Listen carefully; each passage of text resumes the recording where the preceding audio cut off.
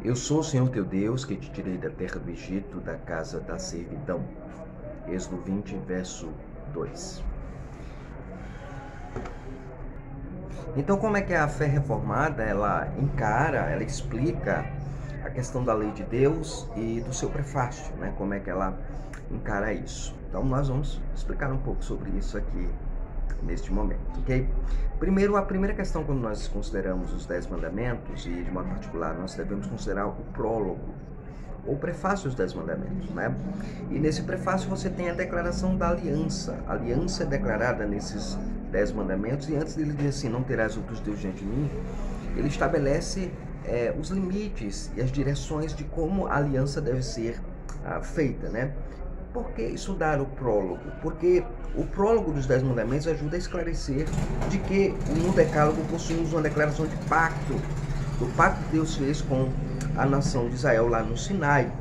Conforme nós lemos em Deuteronômio capítulo 4, verso 13, o Senhor se fez conhecido por meio do seu pacto, né?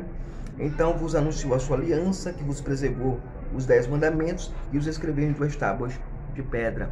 Então, lá em Deuteronômio 4:13 diz que os 10 mandamentos é exatamente a aliança de Deus que Deus estabelece com o seu povo. Nas alianças, naquele contexto que é escrito os 10 mandamentos, eram firmados uma declaração de pacto, e essa declaração sempre era uma espécie de palavras introdutórias. Esse é o primeiro aspecto interessante a ser considerado sobre o prefácio dos 10 mandamentos. Uma outra questão que precisa ser considerada, que a fé reformada também explica com muita acuidade, é a questão de que o prefácio dos mandamentos anuncia o Deus que é o Deus de libertação e de vida santa. Porque, em primeiro lugar, Deus se apresenta como em sua total majestade, né? Ele se revela no Sinai como sendo através de trovões, relâmpagos, essas visões, né? Muito clara lá em Êxodo capítulo 19, verso 16, é dito que ao amanhecer do terceiro dia houve trovões, houve relâmpagos, uma espessa nuvem estava sobre o monte, muito clangor de trombeta, de maneira que todo o povo que estava no arraial se estremeceu. Então você tem aí também uma declaração da aliança sendo colocada como Deus que se revela em sua majestade. Segunda verdade que você aprende é que Deus é visto neste prefácio como Deus libertador. Observe que as palavras dele no início é o Deus que vos tirou da terra do Egito, da casa da servidão.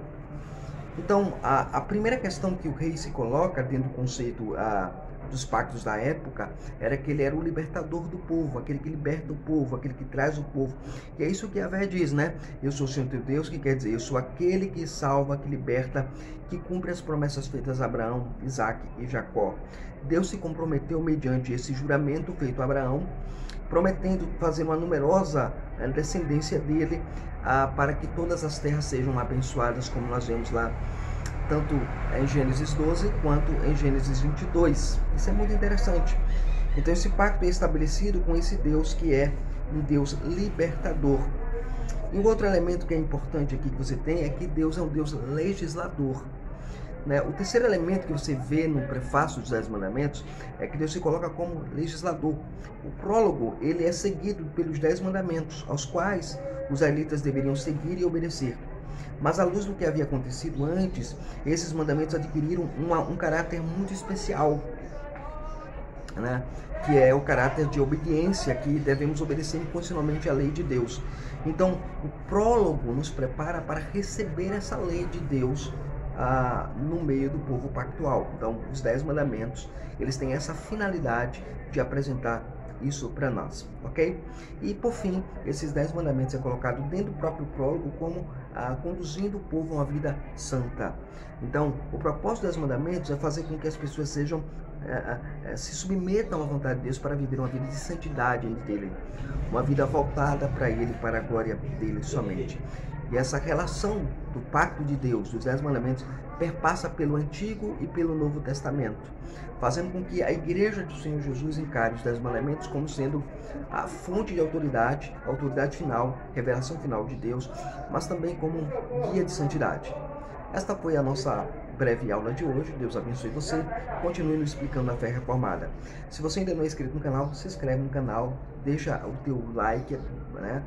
Ou o teu dislike se você não gostar do conteúdo, e também divulga essa aula para outras pessoas. Se você deseja nos ajudar de maneira financeira, segue aí as informações do nosso vídeo, como você pode fazê-lo para a glória de Deus.